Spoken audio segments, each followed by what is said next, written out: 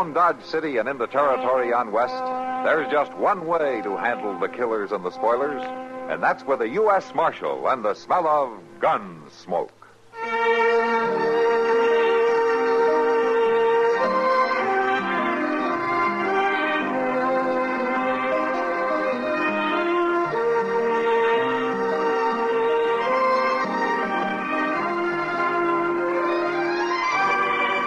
Gunsmoke, starring William Conrad, the story of the violence that moved west with young America, and the story of a man who moved with it. I'm that man, Matt Dillon, United States Marshal. The first man they look for and the last they want to meet. It's a chancy job, and it makes a man watchful and a little lonely.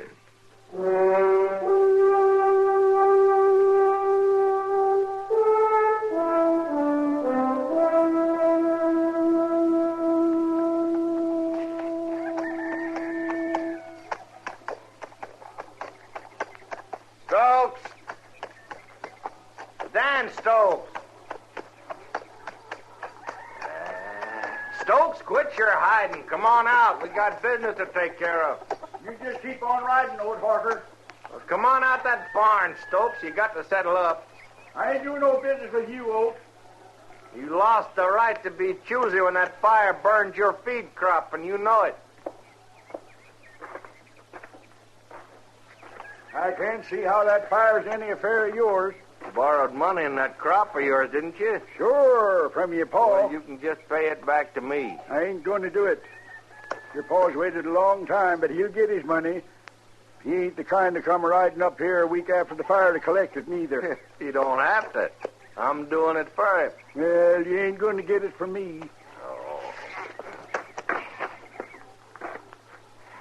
Now, you listen here, Stokes. I took over Pa's business. Everything that's coming to him is coming to me now. You mean you foreclosed on your own paw? Yeah. I got a paper here, all stamped legal, says I can collect what's owing to Pa. Right now. Not for me, you can't. I ain't got it. Well, now, ain't that a shame. Guess I'll just take along something to make up for it. Now, you look here, I Oak. ain't got much around here, Stokes. Guess I'll take a look around, maybe out back. Out the corral, maybe. Now, you stay away from my horse. You recollect you got yourself a pretty good stud horse. Well, you You miserable... recollect I made you an offer for him about a week back.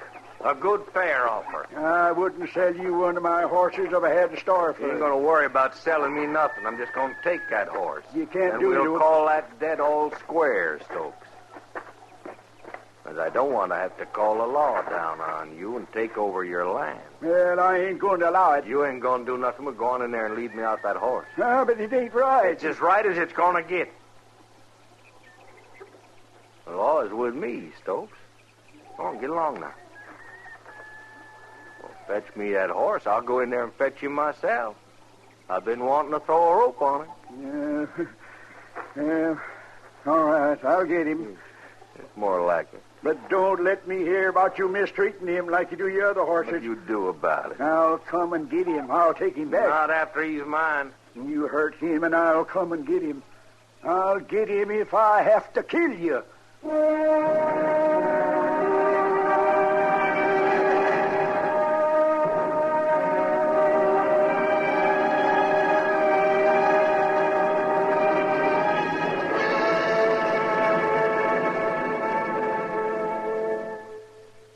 Because Elijah Cuddlestone was what you might call a grassroots politician, his support was constantly in demand. Here's part of his public reply to one such request. I will not climb aboard his bandwagon. I say his bandwagon is one I will never be on. I won't support a man whose policies never have, that is, they have never reflected the will of the people. Well, Elijah laid it right on the line, didn't he? The phrase on or aboard the bandwagon that he used had a political origin that was literal. Politicians and local leaders actually would climb aboard the bandwagon that carried the band and various vote-for type signs used by campaigning politicos in parades and so forth. In this manner, they physically displayed their support for the individual and his cause.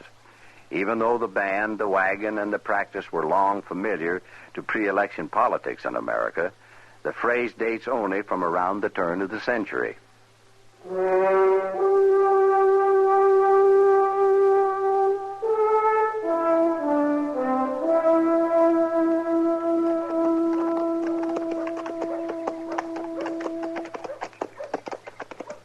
Yes, sir, Mr. Dillon.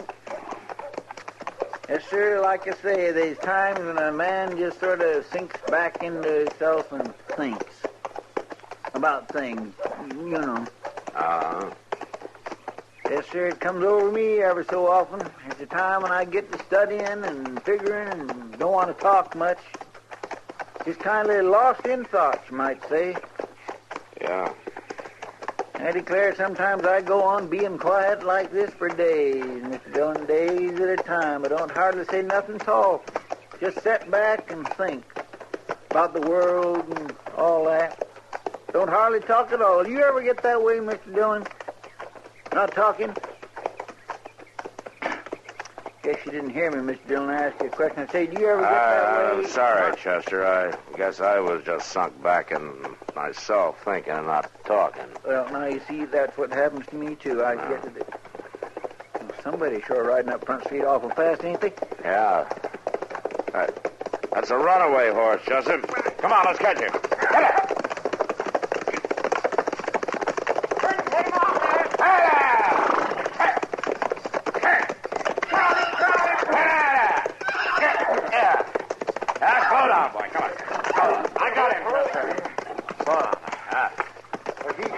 Heading out of town. Yeah. I sure was.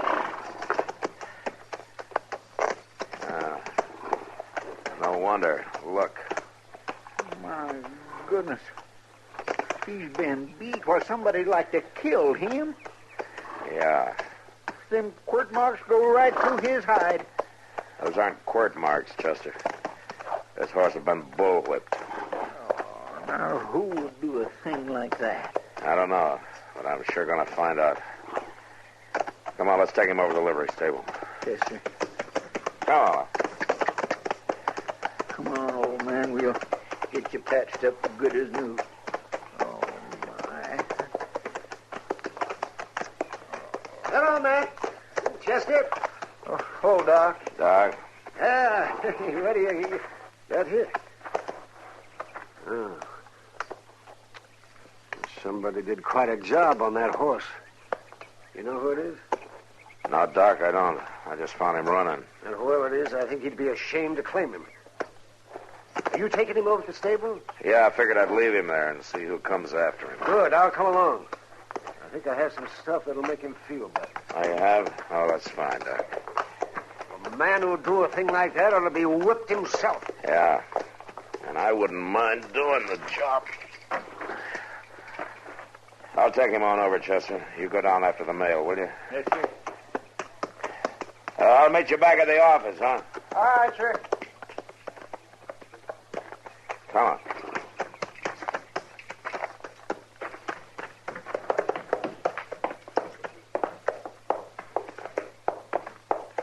Hello, Marshal.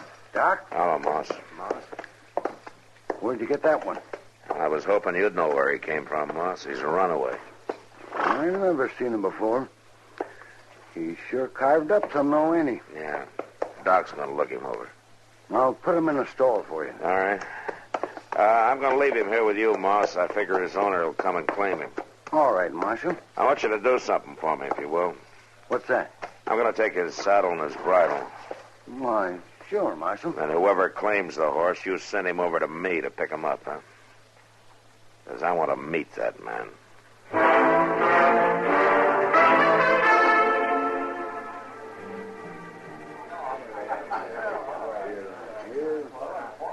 Do you want another beer, man? No, thanks, Kitty. Besides, at the rate you're selling it tonight, looks like you might run out. The boys are worked up a real good thirst, all right. Now, that doesn't exactly make you mad, does it? No, not as long as they can pay for it. Marshal Dillon. Oh, hello, Dan.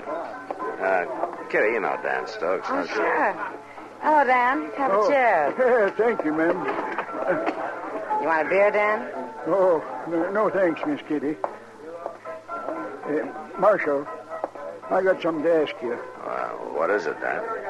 I want to know something, Marshal, legal-like. Well, I'll help you if I can. I want to know, can a man come up with a paper in his hand and take your horse? Can he do that, Marshal? Well, that depends, Dan. Did you owe him something? No, not him, Marshal. Not ever him. He just wanted that stud horse. Oh? You better tell me about it. Well, it's that Oat Harker. I never owed him nothing, but I did owe his paw. He says he took over his paw's business and he come with a paper and took my horse. Had he tried to buy your horse? Yeah, he sure had, but I wouldn't sell. Not to him. Oh, why not? 'Cause he's a mean man, Marshal. A mean man with animals. I don't sell my stock to people like him. Now I'm going to get him back. I'd like to do it legal-like, but I ain't too particular. Yeah. Dan, what did your horse look like? Oh, he was a real good stud horse, Marshal. A big roan with a blaze. I raised him from a foal. No man's going to harm him. Yeah. Well, I'll tell you, Dan, I'll look into it. Now, Harker may be within his rights, but I'll see what I can do. Marshal, you know Oat Harker? You might say that we've had kind of an introduction, yeah. Well, I'd like to stay on the right side of the law, but I don't aim to have that horse hurt, and that's for certain. Well, thanks, Marshal. Goodbye, Miss Kitty. Goodbye, Dan. So long, Dan. Matt, was that the horse you told me about? The runaway from this morning? Yeah. Are you going to tell Dan Stokes about it? I'm going to wait and see if Oat Harker shows up to claim him, Kitty.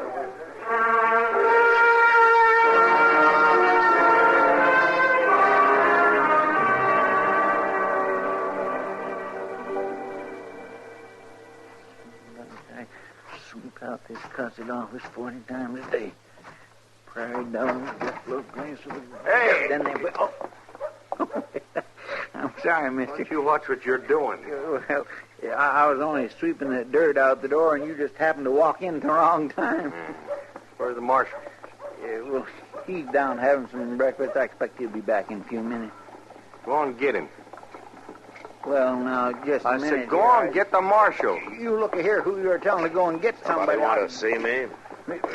Mr. Dillon, this Never man mind, says never mind. I'll do my own talking. Well, suppose you do it then, mister. What do you want? I hear you got my saddle and bridle. Your name, Oat Harker? How do you know? Now, you got quite a reputation, Mr. Harker. For handling horses, anyway. Well, that's my business. Give me my saddle. I want to ask you something, Harker. Did you give that horse a beating? What a man does to his horse is his own business, ain't it? You got something to prove that he's your horse? Yeah. Old man Stokes come crying to you, huh? All right, Marshal, I got this paper. Here, go on. Look at it. All drawn up by Lawyer Reeves. It's a good paper. Uh-huh. You really hog-tied old Stokes to get that horse, didn't you? I get what I want. Yeah. So you can half kill it, huh? Marshal, that's my horse. What I do to him is my affair. Now, you just give me my saddle and my bridle, I can get out of here. All right, so is your horse, but I want to tell you something, Harker. If I ever hear you beating him or any other stock of yours, I'm going to come after you. You got a law about a man and his horse? I'll find one. Chester, give him his saddle. Yonder it is.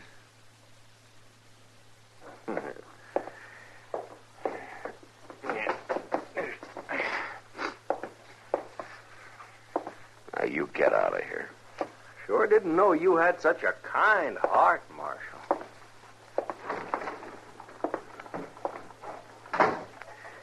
Mr. Dillon, Is that horse sure enough his? Well, that's what the paper said, Chester. Oh, morning, Matt. Oh, hello, Chester. Doc. Doc, Say, Matt, who was that fellow that came out of here carrying a saddle and a bridle? that was Ode Harker, Doc. He's on his way over to the livery stable to get that runaway. It's his horse. Well, he's too late. What do you mean? The horse is gone. What? And I went over there a little while ago to see how he was coming along, and he wasn't there. Well, where is he?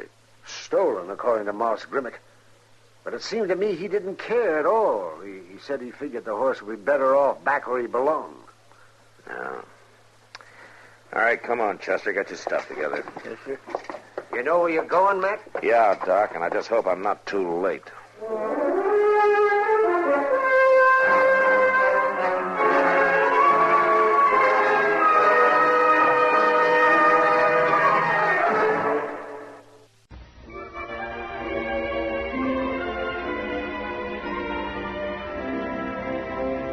Hometowns in America have a lot in common, yet they're each one of a kind. Take, for example, Pulaski, Virginia. Every day is another day of sawdust in the air at Pulaski, but it's clean and fine and white. And besides, the Pulaski and Coleman Furniture Companies are mostly what make Pulaski go. If you're driving down from Washington on U.S. Highway 11, you'll pass right through Pulaski, and you can stop at Don Keister's Gap Restaurant for that good Virginia country ham sliced thick. Fair weather finds Piedmont Airlines touching down at New River Valley Airport, nearly 2 hours closer than the old Roanoke terminal. If you're in Pulaski at the right time, you can catch a ball game between Pulaski and Dublin. Or if you're staying longer, a season ticket to the concert in Blacksburg at BMI are just the thing. And those Civil War cannons still need a nice-sized park. But if your hometown is Pulaski, you already know this. We only wanted to remind you it's still there.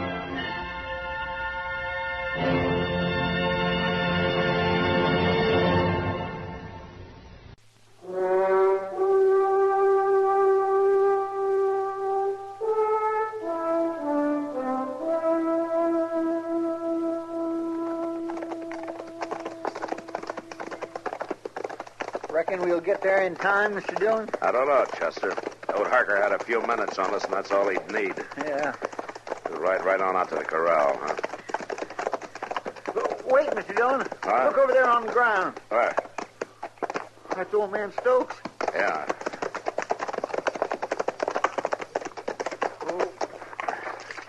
Dan? He's all beat up, Mr. Dillon. Dan. It's Matt Dillon, Dan. Can you get on your feet? Sure. Here, let me help you. Sure, Marshal. Ode Harker do this for you? Keep him away from my horse, Marshal. He's back there with my horse. You killed that horse, sure. Are you all right? Oh, yes, I'm all right. You go get him, Marshal. Keep him away from my horse. All right, Dan. All right. You just stay here and take it easy, huh? Come on, Chester. Yes, sir.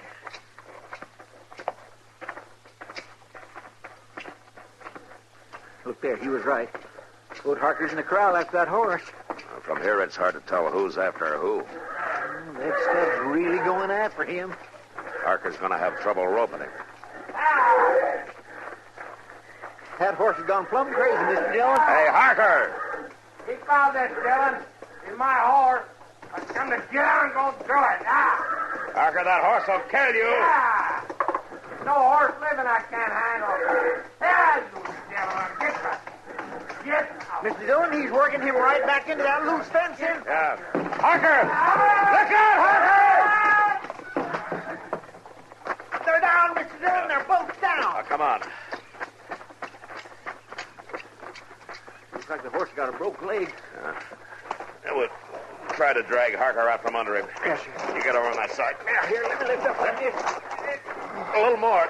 He's caught the fencing. Come on. Yeah.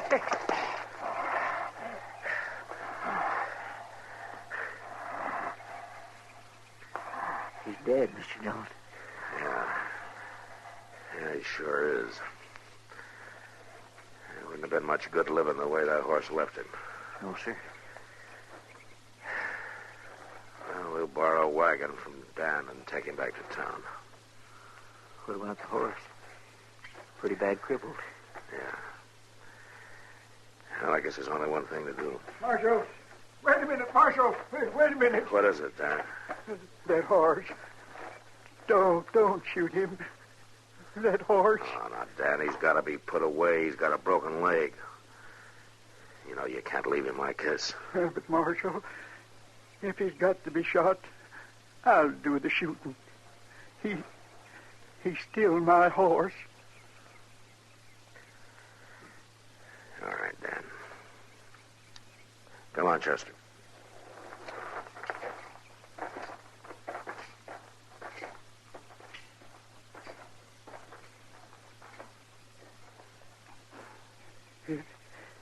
It don't seem fair that you had to suffer. I'm awful sorry, boy.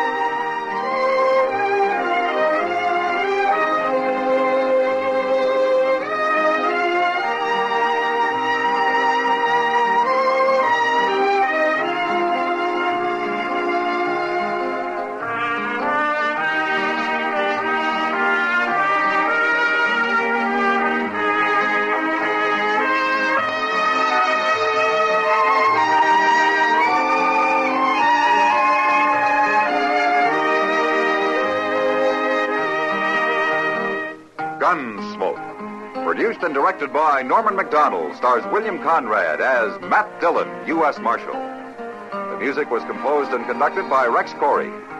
Sound patterns were composed by Ray Kemper and Bill James. Featured in the cast were Parley Bear as Chester, Howard McNear as Doc, and Georgia Ellis as Kitty. George Walsh speaking. Join us again next week for another story of the western frontier of America in the 1870s on Gunsmoke. This is the United States Armed Forces Radio and Television Service.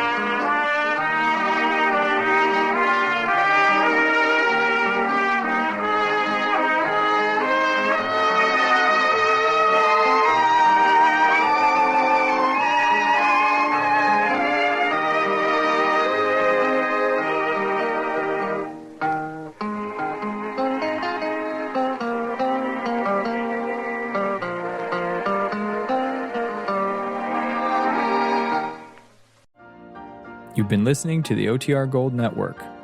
Find more classic radio at otrgold.com.